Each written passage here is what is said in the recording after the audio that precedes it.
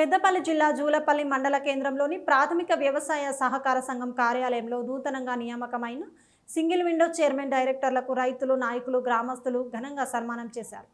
అనంతరం అధికారికంగా బాధ్యతలు చేపట్టారు. ఈ సందర్భంగా నూతన చైర్మన్ లోకా జలపతి రెడ్డి మాట్లాడుతూ రైతులకు ఎల్లప్పుడూ అందుబాటులో ఉంటూ సహకార అన్ని రంగాల్లో అభివృద్ధి చేస్తానని అన్నారు.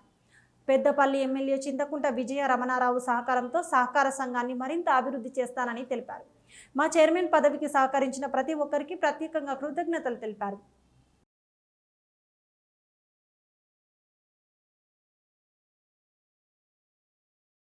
మాజీ సింగరేణి చైర్మన్ నల్ల మనోహర్ గారు, అట్లాగే మరొక చైర్మన్ వేణుగోపాలరావు గారు, లోక రవీందర్ రెడ్డి గారు, స్థానిక సర్పంచ్ గారు, వారందరికీ, తోటి డైరెక్టర్లకు, సిబ్బందికి నా హృదయపూర్వక నమస్కారాలు తెలియజేస్తున్నాను.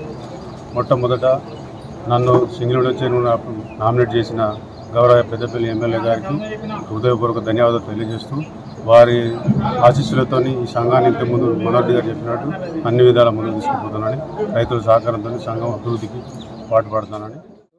ఈ పాలకవర్గం మరి ఈ సొసైటీని మరి ప్రగతి పదంలో మరి రైతులందరికీ మంచిగా సేవలు అందించే విధంగా, అన్ని సౌకర్యాలు కల్పించే విధంగా వారికి మరి ఆ శక్తిని ఇవ్వాలని, నిజంగా కూడా మన జూలపల్లి సొసైటీలో ఇప్పటి వరకు నేను కూడా గత 5 సంవత్సరాలు 6 సంవత్సరాలు 7 సంవత్సరాలుగా చైర్మన్గా పనిచేసిన అనుభవం ఉంది కనుక మంచి సొసైటీ ఇది.